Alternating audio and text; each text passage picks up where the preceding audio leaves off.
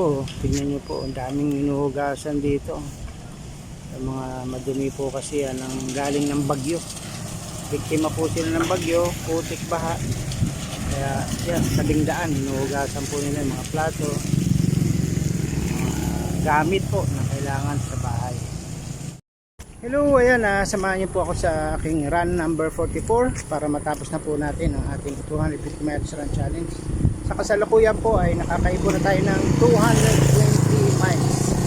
So 30 na po ang balance, 30 miles. So tingin ko po ay 6 na takbo po ay kaya na natin yan. So abot po tayo ng run 50. So tuloy-tuloy lang sa ating pagtakbo. Maganda po sa health yan. Sa ngayon po ang ating update ay sobrang ano po ngayon, marami pong naapektuhan ng tubig baha, bagyo. Kaya makita nyo, buti po itong harapan namin na palayan ay nakapagtabas o nakapag-ani sila, harvest. Pero ito pong dito sa kabila ay hindi nakapag-harvest. Kaya tingnan nyo po ang itsura nyo, ay nakadapa na po yung mga palay. Kakawa naman po sila. So yun guys, samahan nyo lang po ako sa aking run number 44. Yan po ang update dahil po sa Christine bagyo, wala po tayong net, hindi tayo pa makapag-upload, hindi rin tayo makasupport, hindi rin tayo makapanood sa ating Team Kapuso, Team Ruel Lipa. At kaya eto, ganito lang muna tayo, run, tapos iipunin po natin yung run, tsaka natin siya yung video, tsaka natin i-upload kapag nagkaroon na po ng magandang signal. See you.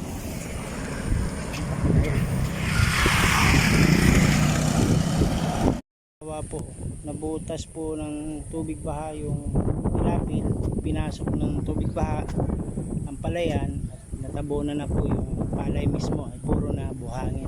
So maraming sako na po ng palay yan ang mga nasayang po. Po doon, ito po ay inugla, antay na lang pong uminit ang araw, saka po yan i-harvest. Kahit po nakadapa yan ay pwede pa yung i-harvest. Huwag lang pong matatabunan ng tubig baha, nakalubog sa tubig baha or nakalubog sa mga putik. Mas mahirap po. Tapos tingnan po natin dito sa mga na-harvestan na ay marami na pong nakaparada na mga kalabaw. Para naman libre sila ngayon sa pagkain. Ayan, so takbo lang tayo guys para makakompleto tayo ng kahit at least 5 miles ngayon. 5 miles po ang ubusin natin. Ayan po, kita ko po sa inyo yun pong pinupuntahan natin na hinihinga natin ng miracle fruit ay harado po. Ito po, kanal na to ay malalim to dati. Ngayon po ay sobrang bumabaw, dumami po yung buhangin, umakit yung buhangin at mga bato, tapos ang babaw na. Tapos yung pong daan papunta sa kanila ay naharangan ng pagkarami-raming basura. So hindi po tayo makakakuha ngayon doon sa looban ng miracle fruit. Sunod na lang po.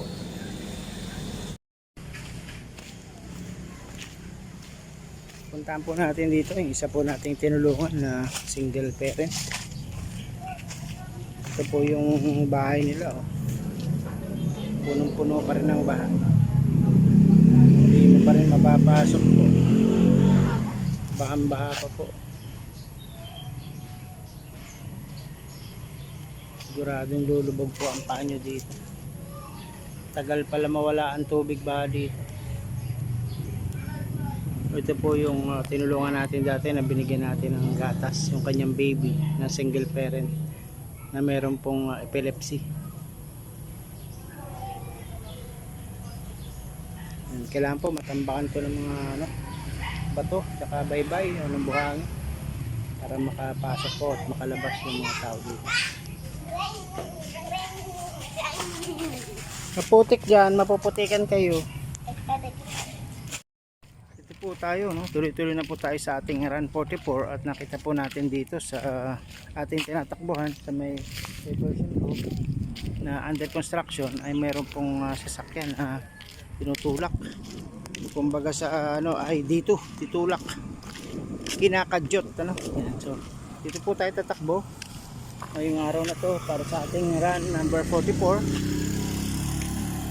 Pakita ko lang sa inyo itong paligid ng ating diversion road na kumbaga naubos halos nitong diversion road yung palayan, no? Ang laki ng, ang lawak po dahil 4 lanes highway ito, 4 lane highway diversion road ang kinain. Dati po ito'y palayan, kagaya po nito puro palay po sa gilid na ayun, kagaya niyan may mga nakadapa pa rin sa tubig baha.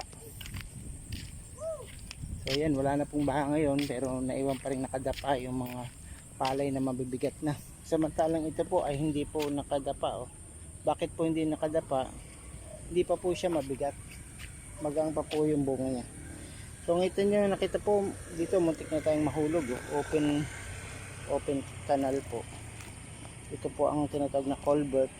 Ang lalim po niya at tuloy-tuloy po ang agos ng tubig. Kita nyo po, tuloy-tuloy po yung agos ng tubig.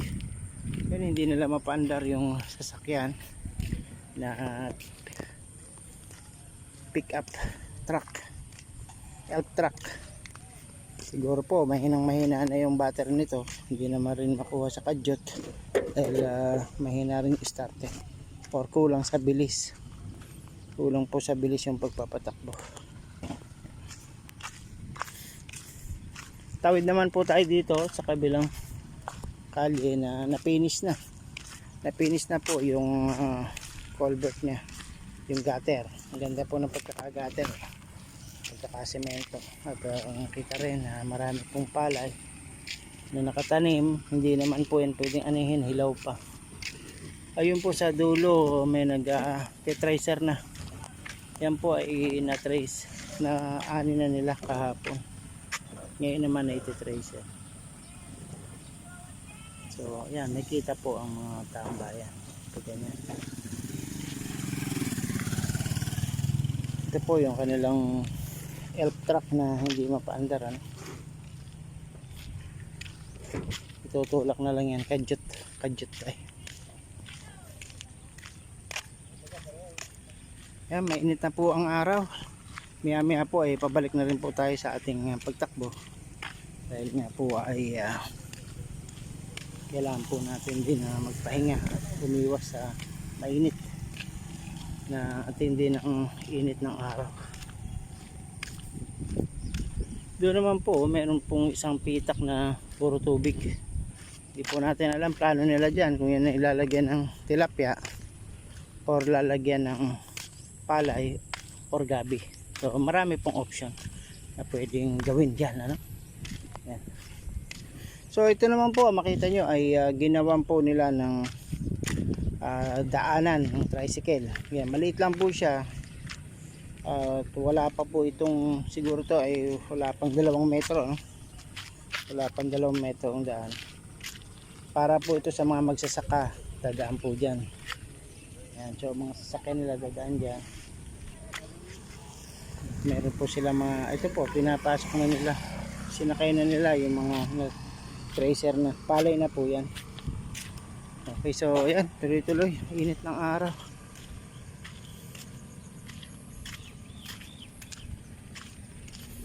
So ngayon po ay mahirap talaga, no? Pumasok na rin po yung bagyong Leon. Yan po ay papasok pa lang no isang araw, ngayon ay pumasok na. Ayan, meron po ditong kalaykay. Ginagawa pala tong kalaykay yung tubo. Ayun o, kalaykay ng, pwede pong gawing kalaykay ng palay. Ito pong tubo, pipe, blue pipe. Ginawan lang siya ng design, nilagari, tapos binutasan, nilagyan ng handle. Maganda na po, pambilad po ng palay. Marami pa rin po, tubig ulan pa po yan, tumahagos na yan. Dito po dumaan po sigurado ang tubig bahagi.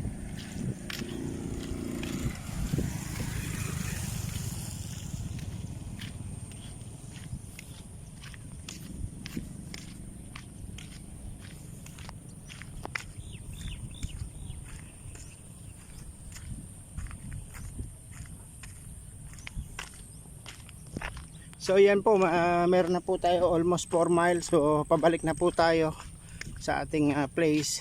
Takbo tayo pabalik. Ayan. Para po i-finalize na natin ng ating run 44. So pag natapos po natin run 44, so mga 224 miles na po tayo.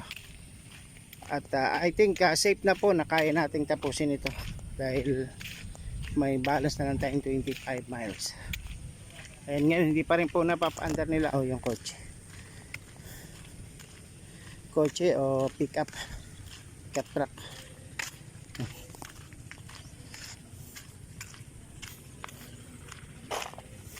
May katul pa. Mga nagbabantay po yan sa palay na inani kasi po baka manakaw. Hindi na pwedeng iwanan. Tinutulak nila Nissan truck Irigadyo. Sa Irigadyo pala ito. Nagde-deliver po ito ng mga construction supply, semento, buhangin, bakal. Yan na, makukuha na yan. Adjust na yan. Okay, tagumpay po ang pagtulak. Napandar na po nila yung Nissan na pickup truck. Tuwan-tuwa na po yung driver niya. Makakapagbiyahe na sila pag-deliver. Ito po yan ay wala pong karga yung battery niya, na diskarga na. Sa mahaba pong pagandar ngayon ay siguradong kakarga na po ang kanyang battery. So patayin ko na po muna ang ating patayin ko po muna yung ating cam, at mamaya po ay bibigyan ko po kayo ng final tally sa ating pagtakbo sa so sa mga gustong sumali, may pag-asa pa pero slim na yung chance na makatapos. Pero yung alam nyo, yung pagsali pa lang ay yung benepisyo sa katawan is very good. At yung pagsali, pag-join, pag-share ng mga videos ni Sir Ruel ay meron na rin pong punto siya. O, sige po, punta na po tayo sa ating pag-uwi. Hello, ayan, katapos na po tayo ng ating run 44. So mga kababayan, konti na lang na babawasan natin ang ating balance sa 250 miles run challenge.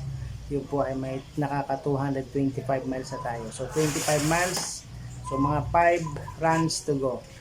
Kayang-kaya na natin yan. So samahan niyo ulit ako bukas para sa ating run number 45. Ayun guys, see you soon sa ating run number 45.